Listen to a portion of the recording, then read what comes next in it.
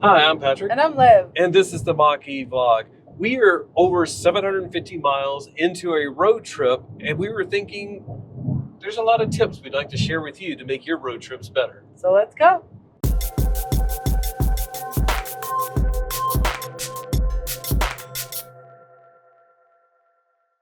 It's summertime. A lot of people are going on road trips. A lot of us are used to road tripping in ICE vehicles. Road tripping in an EV is a little different. And we've developed some tips. We've learned some things from ourselves, from other people, from some slightly dodgy experiences that we don't want you guys to experience. Lessons learned over the past couple of years. And we thought perfect opportunity while we're on this road trip to share some of our road trip tips with you. So let's get into it. First things first, let's introduce the fact that Patrick is driving hands-free. If you're not familiar with what's going on, we're in our 2022 Mustang Mach-E, and we have Blue Cruise 1.3, which is hands-free and lane change hands-free. So Patrick will be driving hands-free, hopefully for the whole video. Sometimes if it's not a good road or for whatever reason, then it'll tell him to put his hands back on, which he will do naturally throughout the video. But maybe he'll just be jazz handsing the whole time. All right, now let's go. The first tip is plan ahead. And we were just at a charging stop and somebody was asking us about like, how do we, do these type of road trips? And I'm like, we have to plan ahead. It's not like a gas car where, your low fuel light comes on and you go like, I'll just get off at the next exit and charge. You need to plan ahead, and you can just wait until you get in your car, use your car's navigation or whatever apps to plan ahead, or you can do it ahead of time. And that's what I did for this road trip in particular. I used one app that I thought was fantastic, was a Better Route Planner. And it has some abilities to do things like connect to your car if you have certain brands. I won't get into a lot of details because these are like general tips, but once I input my car's info, it can help me plan the road trip and give me options of a lot of different things, of like networks I may prefer, networks I don't want to go to. Do I want to do a lot of stops but very short, or do I want to do very few stops but make them longer? And it tells you like, stop at Kingman, Arizona for 23 minutes and charge to 72%. So it's very, very helpful. And then that way you don't have to like wait till you're on the road and go like, oh no, where's a charger? You don't want to, even if your car's navigation system has chargers built into it, you still don't want to wait until you have like 50 miles of range and then go like, all right, now let's look for a charger. Plan ahead. It's the best thing that you can do. A Better Route Planner is great. There's some other apps, like you can do some trip planning and some like ChargeWay and PlugShare. But get started with the Better Route Planner. We're going to try to do a video on that separately because there's so many features and options on that one.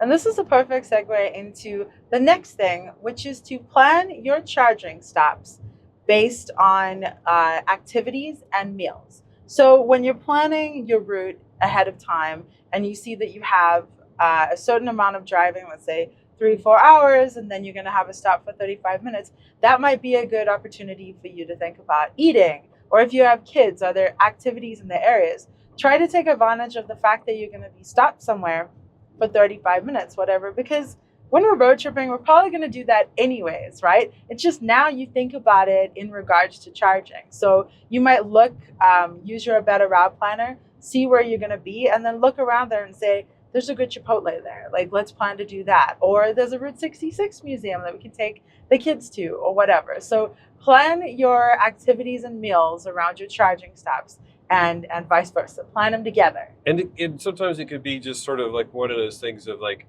I know I'm going to want to have lunch at 1, but we're supposed to charge at 1:30. So I'm like, okay, I'll hold off. So you don't stop and eat and then go and charge 30 minutes later and then just sit around doing nothing. So it's like, just coordinate. I mean, you can if you want to, but if you want to make the most of your time, definitely not. Our nonprofit friends fighting climate change, the Chesapeake Climate Action Network Action Fund, are now in the 4th week of their summer EV raffle. Tickets are selling fast because the prizes are awesome, including the first place winner's choice of a Rivian truck or SUV, a Tesla Model X Plaid, or a Tesla Cybertruck. This is actually one of the first US raffles to ever give away a Cybertruck. And what's also unique about this raffle is that one ticket gets you 2 chances to win. The second place winner will get the amazing Hyundai Ioniq 5. All proceeds fund the CCAN Action Fund and their work to fight the climate crisis nationwide. Only 7,000 tickets total will be sold, and with 2 prizes, your odds have never been better. To enter, visit evraffle.org. The tickets are $200 and you'll find all the details in the description. The next tip is to pack your charging essentials, and it could be a variety of things depending on you and your vehicle. But for us, as an example, we have access to the Tesla Supercharger network, which means we have the NACS adapter. So that is one of the most essential things that we want to carry with us. We also carry a Tesla destination charger adapter. A lot of times you'll find Tesla destination chargers at hotels, and we've used this a couple of times. We basically plug the adapter in, and then you can use those Tesla destination chargers. Very, very nice, and don't necessarily have to, but it could be really nice to have access to those and get 100% charge. We also even carry a portable charger with us. And, you know, I've had people ask me, like, have you ever used it? Like, nope, never had to use it. Hopefully never will. But I want to carry it with me at all times. And I try to think of it as like with a spare tire. You hope to never have a flat tire on a road trip, but it doesn't mean you're going to leave it at home because you don't want to have to change a tire on a road trip. Carry it with you. We carry all that stuff up in the front, so it's just really nice to have that up there. Right now, I think the most important one that we are carrying with us is that Tesla NACS adapter, or NACS. We've done like 5 charging stops already using the Tesla Supercharger network. Super useful and super helpful to have more charging options. So, and if you don't have one, we'll put links in the description on how to obtain one of those and how to obtain the Tesla destination adapter as well. And if you have a Ford vehicle, you can request a free one up until August 30th? 31st. 31st, yeah. And in regards to carrying the portable charger, like we literally had a situation yesterday where I was considering maybe asking someone if we could come over to their house and plug in. So that is the occasion where you want to have it. So if you have to, in that urgent occasion, plug into a wall somewhere, you have the option. We didn't need to use it, but I'm glad we had that option. And I know some people have used them because they're also very useful. Like if you are the type that wants to go camping, a lot of RV sites will have a 240 volt outlet, an RV outlet, and you can use your portable charger to charge. I know we have a friend of ours that used to stay at a hotel that was next to a campground, and he would go and sleep in the hotel and then park his car next door at the campground and charge up overnight to 100%. So I thought it was he's sleeping while the car's charging. Mm-hmm. Perfect. The next tip is to check your chargers en route. Of course, this is easier to do if you have a co-pilot. Normally, I'm the one who checks the chargers. So like, let's say we're about 30 minutes out and I'll go into Electrify America. I'll check, like if it says that they're online, don't always trust it, as we found yesterday, which you will see in that road trip video if you're interested. But check the chargers, check them on PlugShare. You can see when people plugged in and how it was. So if someone plugged in yesterday and we're like, it's terrible, this, and this is broken, it's good to be prepared. So check them en route because things might have happened between when you did your research. The number one important thing to plan your trip ahead of time. Something might have happened in between there and you just don't want to be reliant on old information. The next thing is charge enough, but don't charge too much. And we're going to break this apart. And by charge enough, that means sort of like don't rely on necessarily just on your car to say, like, right now we're headed to Santa Fe, um, and it's going to get us to Santa Fe with a minimum of like 8% charge, because that's what my normal settings are. But I know that when we get there, we want to do some running around. Our hotel doesn't have charging. I don't want to be like, okay, we can't do what we want to do because we got to go over to a charger immediately. So what I will do is just charge a little bit extra. So it's no harm in charging a little extra and just going above and beyond what the car says you need. You also want to do that basically just sort of like to give yourself a little bit of buffer sometimes. And Liv can talk about this yesterday, because we left Kingman, Arizona at 72% because it was so hot. I was like, let's just get out of here. She's like, shouldn't we go to 80? It's like, no, that's I wasn't fine. gonna out you. And then that's when we got into that situation. We got to Yeah, Williams, we should've. Arizona, was going to be a perfectly fine charging stop, except for the whole town lost power. If I would have went to 80%, we would have just got back on the road and went to Flagstaff and had more options to charge. But I should have just said, you know what, we'll go to 80%, and then we have 2 charging options instead of 1. So technically what we went to was charged enough, but going to 80 in this situation is charged enough to give you the buffer needed to take into account your whole trip, because like you know what you're doing more so than the computers, really. Yeah, and there's other things to think about. I know some people have gotten themselves into a little bit of trouble because they will plan their route to their destination, and then they get to their destination and realize, wow, there's no chargers around here, and I can't make it back to where I want to go, or they have to like modify their plans to go out of the way for a charger. So like think ahead, back to plan ahead, but sort of like think about those things, charge enough. But we'll go ahead and flip to the don't charge too much. And if you are new to the EV world, you may think, I just want to go to 100%. That's just the safe and easy thing to do. You don't necessarily want to do that. One, your car slows down the higher the rate of charge or the state of charge. So above 80%, you're going to start charging slower. Above 90%, you'll charge even slower. Above 95, even slower. So if you just have your car charging way up there, it's going to get slower and slower. It's going to take you longer and longer. It's going to be a bad experience for you. And if it's a busy charger, it's going to be a miserable experience for anybody that's waiting for you to finish charging. Most of the time, you want to stick to under 80%. There are going to be times, going back to charge enough, where you're like, you know what, I need to hit 95%. Do it. Nobody's saying don't. But just don't do it arbitrarily all the time, because it can just clog things up, and it's going to take you a lot longer to charge. Yeah, and unfortunately be prepared that like some people might be pissed with you. People have different opinions about this, but also take into account our earlier, whatever number it was, to plan your meals and activities. So if you are going to go well over 80, make sure that there are good activities around, because you're going to be there for a while. So like have lunch, go to a museum, whatever it is, like stretch it out appropriately for that time. Because if you're committing the time to charge that high, it's kind of a chunk of time. It's a bigger chunk of time. Moving on from the previous one, this is the one time that you might want to charge to 100% when you take advantage of hotel charging. So last night, the hotel that Patrick picked for us had 2 Blink chargers there.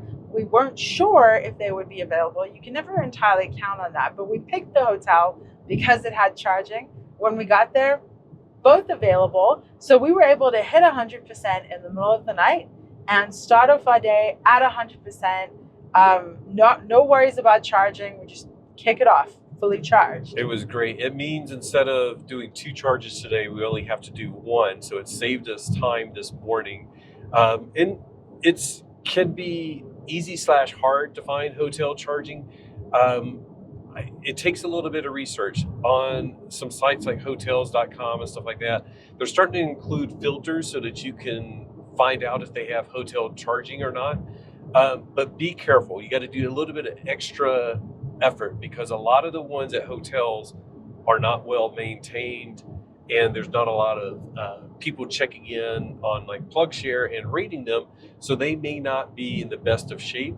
And in fact, on the way back on this long road trip that we're doing, we're going to stop in North Las Vegas, and I made sure I picked the hotel that we picked the last time we were there because they have 2 chargers, and got everything booked. And then I realized I went and checked on PlugShare, and both cables are cut. Like somebody vandalized the chargers, and maybe it'll be fixed, in the next few days. More than likely, it's not going to be. But there are ways to search, find hotel charging, and if you can, take advantage of it. But being prepared, again, we knew that even if we called 15 minutes out, somebody could pull in and get those chargers. So I had enough charge to get to our next charging stop after the hotel, but because I think we pulled in at like 66% or something like that. But it meant that I got 35% added overnight, 34% added overnight. So it was just nice to have. So look at it as something that's nice to have, but don't rely on it. And not all of them charge. A lot of them are free. Some of them charge an insane amount of money. So that's another thing to check out for. See if you can get the pricing info. We saw one time, random report on the internet, somebody ended up paying like $100 to charge overnight, like half their battery, which is an insane price. Free is the best. Cheap is pretty good. If it's that expensive, maybe not use it. Yeah. As I mentioned, we had to pay for charging last night, but we did get a discounted rate because we were Blink members, and we were at the free Blink member level, but we still got a little bit of a discount. But there are other discounts that you can get being a member of EVgo, Electrify America, or Tesla, and you'll have to do a little bit of your own thinking if it is going to pay off for you. Generally, like for EA and Tesla, it's 1 to 2 like big charges. If you even do that, then it will like save you money to get the monthly membership. So the fact that we did like 4 Tesla superchargers already, 1 EA, and we know we have like 2 to get to Colorado, it's going to save us money by having the membership and the membership on both. I was trying to see if we could just have 1 membership, but I'm like, you know what? It's just going to be easier, and it's going to save us money.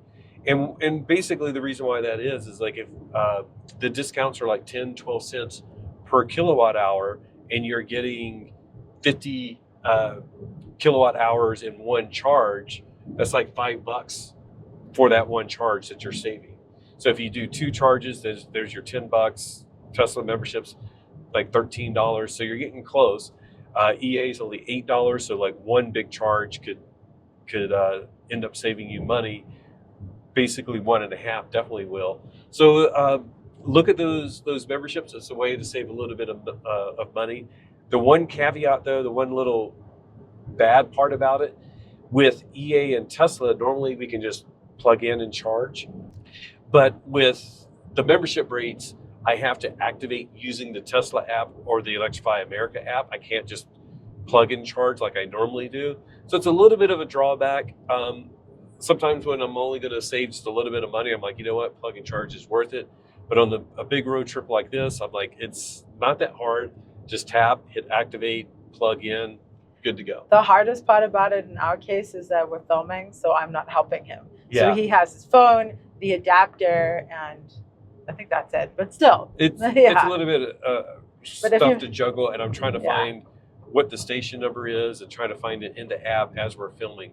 But it's actually pretty simple. It's not that bad. If you're used to going to a gas pump where you're like swiping your card, entering in your zip code, and doing all that stuff, tapping your rewards, it's no more difficult than that. But it can save you a bit of money on a longer road trip.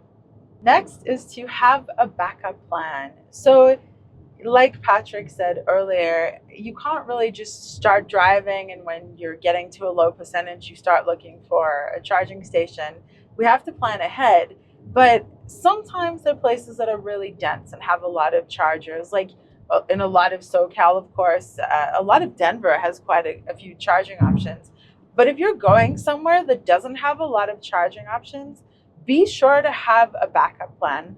Potentially have a backup plan anyways, but specifically if you're going somewhere that's a charging desert or where you have to rely on a specific charger, have a backup plan. Make sure that you know all the details about your backup plan too. We've heard people mention things like using dealerships as a backup plan, but the dealership chargers might be in a gated area. The dealerships might not be open when you're driving there, whatever. So like, have a backup plan and make sure you know all about it. Even last night, we were going to charge at the Flying J truck stop. They have some new chargers. I've heard they were online. I heard they were working well. So I was excited to go try them out, but I was also like, what if there's an issue with those, that we've never used them before, whatever.